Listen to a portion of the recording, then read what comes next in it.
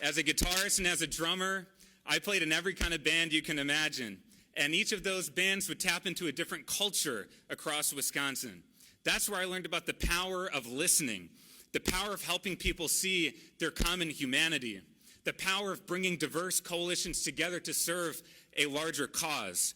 And that's what inspired the founding of the Millennial Action Project, which grew to become the nation's largest organization of young elected legislators in the country. We would work with 2,000 legislators in Congress and state legislatures to come together to produce and pass legislation.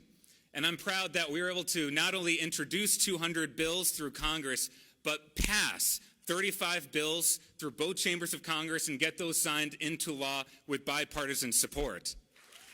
But I also saw firsthand the incentives in Congress that push members of Congress away from serving you.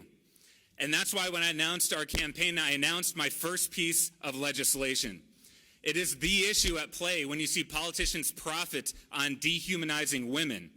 The issue at play when you see politicians continue to kick the can down the road on climate change. When you see politicians enable this substance abuse crisis when Big Pharma comes in and captures these politicians.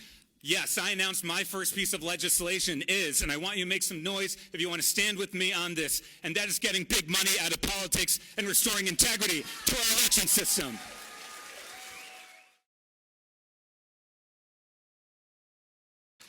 Everything that I have, everything that I am, every freedom that I enjoy, I owe it to the United States of America, a country that helped me earn a college degree from Michigan State University, enjoy a successful career in business, raise a family, buy a home, put my kids to school, and start my own company. I love Wisconsin. I love America. I will never be ashamed to say that. Today, I fear the greatest democracy in the world. It's about to crumble, ripped apart by tribal division, identity politics, and never-ending conflict. Democracies work only when people want them to. The global struggle for freedom and liberty will not be fought with nuclear weapons. It will be an economic struggle driven by advances in science, computer software, and artificial intelligence. With it comes driverless cars, rapid advances in medicine, robotic manufacturing, and green technology. We must remain the world leader in technology. A healthy democracy demands it. As we read of civil liberties about to be stripped, of freedom curtailed, of a coming authoritarian rule, it falls on us to lead America out of this troubled time and away from those who would betray the very words of our Constitution. A healthy democracy demands it. My name is Peter Peckarsky, and I'm running for the United States Senate, where I will vote to codify Roe v. Wade. I support the autonomy of women and girls, and am outraged by the illegalities which will deny them the protection of the U.S. Constitution. The opinion reversing Roe v. Wade was enabled by 5 justices on the Supreme Court because of elections which international election observers from our State Department would have refused to certify as free and fair if they had been held abroad. The observers based their decision on whether the official result is outside the margin of error of the unadjusted exit poll and changes an unadjusted exit poll winner into a certified loser. I dealt with this issue as National Director of an election software project established to make sure votes were counted as cast in 7 battleground states in November and the Senate elections in Georgia in January 2021.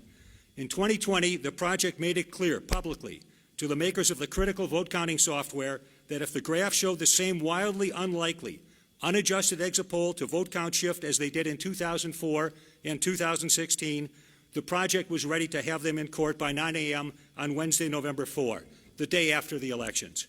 In 2020, with the project active in Wisconsin, Arizona, Florida, Michigan, North Carolina, Ohio, and Pennsylvania, there were no official results outside the margin of error which flipped any electoral vote. As for the oath of office breaking, NRA-funded giver of $500 million tax breaks to a few donors, known as Ron Johnson, I just took his positions apart in half a sentence and will do the same during the campaign and the October debate. My website shows the education and experience which seriously qualify me to represent all the people of Wisconsin on the many critical, complicated, technical, and legal issues we face at home, in cyberspace, national security, and foreign affairs. My mother stressed the value of an education, but I knew she couldn't afford for me to go to school, so I joined the Army when I was 16 years old. And then I went to Rush College, and I came here after graduation to teach.